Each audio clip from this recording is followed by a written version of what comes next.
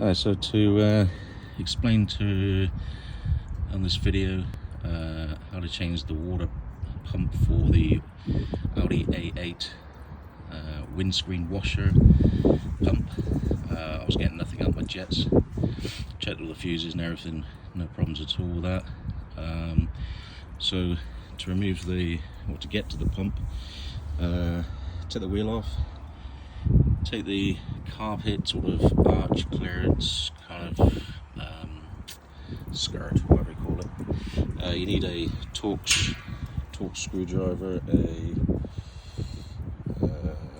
what's this one,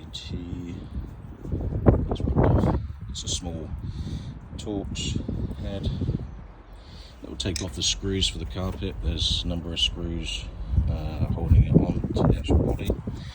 Once you get inside, you'll need to, I put a screwdriver across just to keep the carpet out of the way.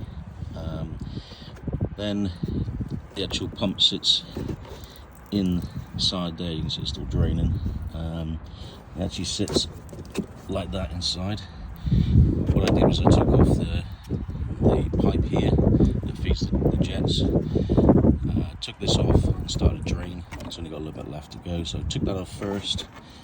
And to actually remove the pump itself, which is sitting in there, it's got like two, the mould is keeping it in place, so I just pulled it forward and then pulled it out. It doesn't take very much to get it out, and you can see the washer where it sits in.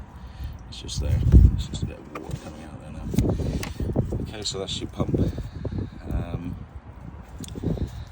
Replace that, bang it back in, and yeah, job fixed.